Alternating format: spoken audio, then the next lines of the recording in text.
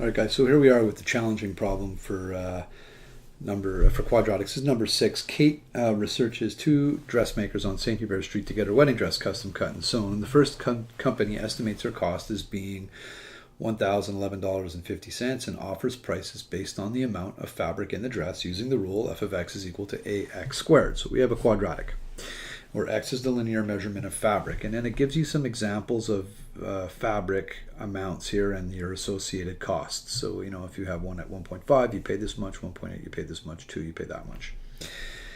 The second shop bases its price on the rule. So in this shop here, they gave us the rule. It's done.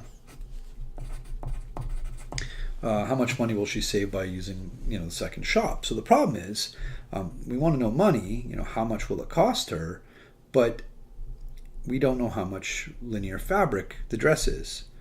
But we do know that the first place was going to charge her $1,011.50. So if we think of company 1 for a second.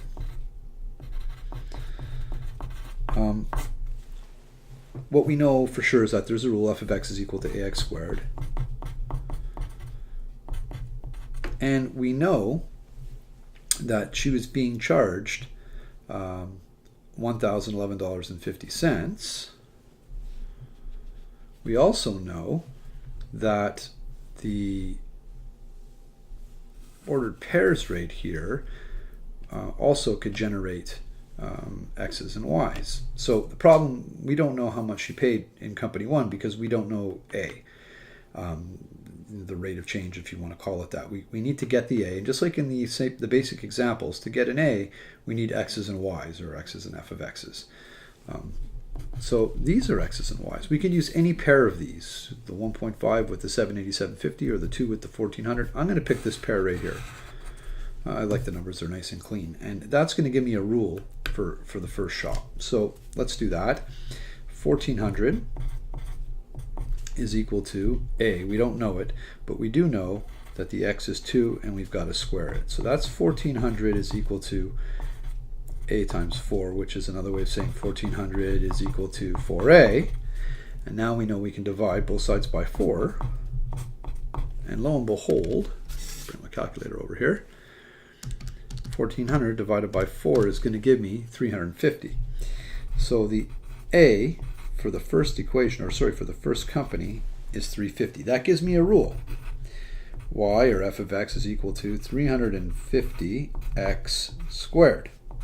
Now, what do I know about company 1? Still working with company 1. I know its rule, and I know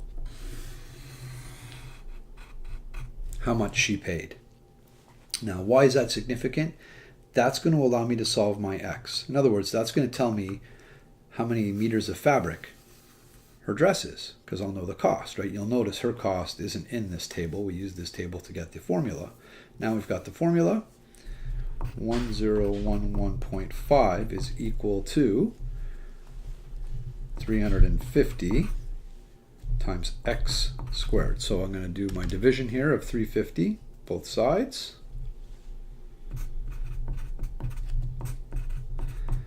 And then I'll take the square root at the very end. So 1011.5 divided by 350 gives me that number, 2.89. Take the square root of 2.89, and that's going to give me 1.7. So x is equal to 1.7. That's the numbers of meters that her dress is going to be. Now, company 2,